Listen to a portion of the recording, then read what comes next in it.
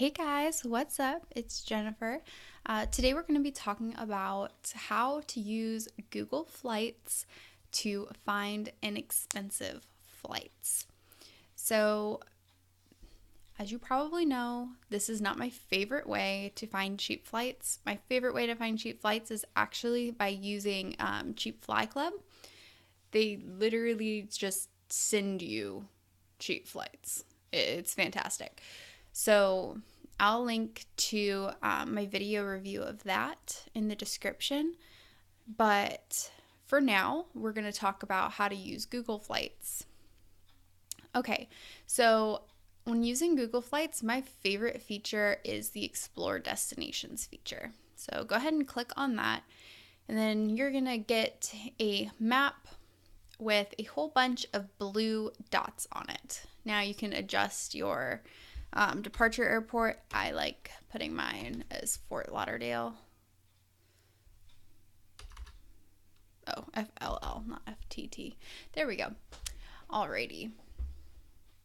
And then we don't want to wear two because, it's not what we're doing. And then this, it just says 1 week trip in the next 6 months.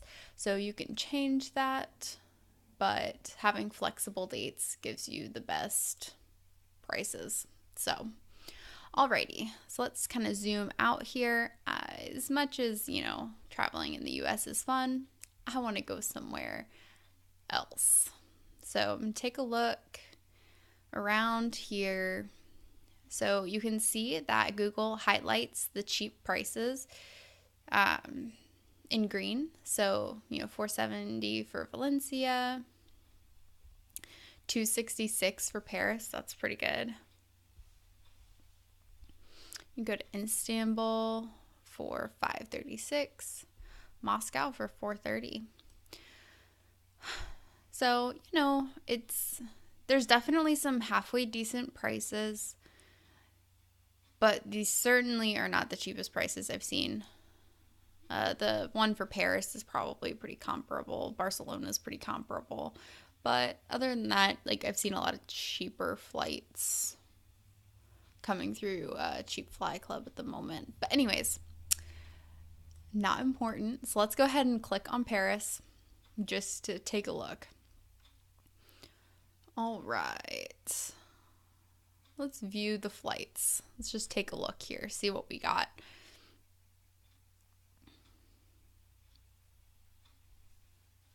So it's going to be $266 for a round trip ticket, which is pretty gosh darn good. So let me just select it so we can go through it. All right, so that's just the going there flight. You do have to select your return flight. So this one you can see that there's going to be a change of airport. So if that's something you want to do to save $10, you can certainly select that. Personally, I think the $10 is not worth it, and I'd rather just stay at the airport, at the same airport. So there we go. I've selected both trips. I selected one that was a little bit more expensive because I did not want to switch airports, but still it's just $301, which is a super cheap for a round trip. What you'll want to do is you'll want to make sure you get all of the information on the tickets that you're purchasing. So, here at the bottom, you've got your baggage info. Hugely expensive to check bags. So you would not want to do that. You would probably want to avoid that. But a carry-on is included and a personal item is also included. And oftentimes that's really all you need. So just make sure that you're checking that. Also, there's usually some information about the tickets.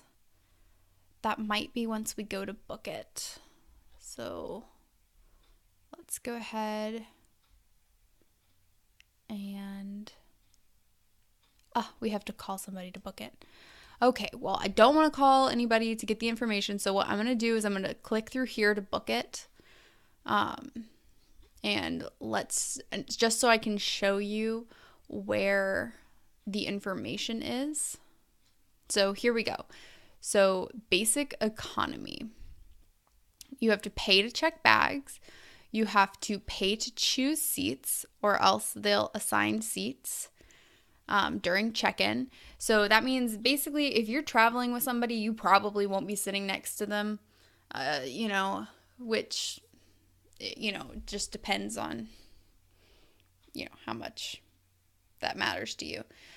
You won't be eligible for upgrades, and you board in the last group. It's kind of the best group to board in anyways. Okay. I'm interested to see, because sometimes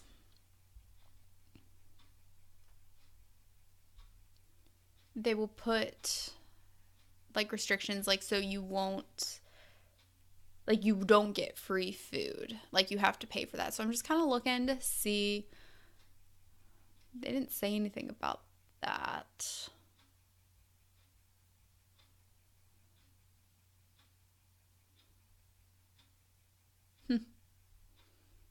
I guess you still get food.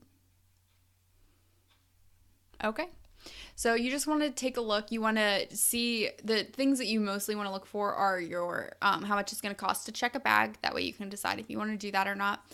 You also want to look and see if they mention anything about food. Sometimes with the basic, oh my goodness, my brain is not working. Sorry, guys. With the basic economy class tickets, the food is not included. So that's something that you would want to know beforehand. Oftentimes, the cost of upgrading to a ticket that includes food isn't really worth the cost of the food, especially if you're just on an overnight flight. You're going to be sleeping for most of the time anyways. So what I would recommend for that is bringing like some protein bars and just kind of like some meal replacement bars. And then if you want, you can always purchase a breakfast or a dinner if you want to. The prices are going to vary depending on the airline. Also, you'll want to keep in mind that some, especially the economy airlines, will charge you for a carry-on. That is something that I would avoid if I were you.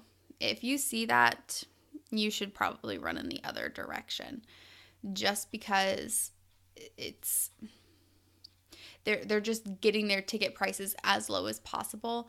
It's not always going to be cheaper to do it like that, and it's just whether or not you want to be nickeled and dimed the whole time. It would really irk me to have to pay for a carry-on, to be honest. So that's just kind of how I use Google Flights to find some pretty cheap flights, honestly.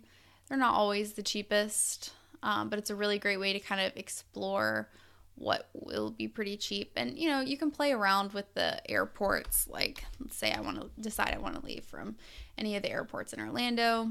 Like, I might have some much cheaper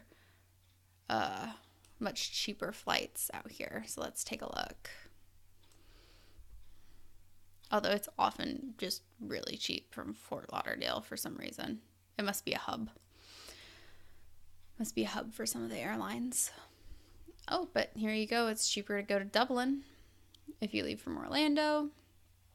I think Amsterdam is cheaper. I don't think it was that inexpensive. Paris is more expensive though. So that's just the kind of stuff to keep in mind. And you'll see that like not all the prices are popping up. If you want to zoom in a little bit, if you're like, oh, I really want to go to Italy, it's like, okay, well, how much is it for a ticket here? Well, they don't even want to tell you. You got to view the flights. Ooh, you could spend $1,500 to go here. Damn. That's all I have to say. Alrighty. I'm like, if my flight's not $300, it's too expensive. But anyways, so just go ahead and play around with it and have some fun exploring all the different places you can go. And if you see anything super cool, you should totally add it to your bucket list. Alrighty. So thanks so much for watching, and I'll catch you guys later.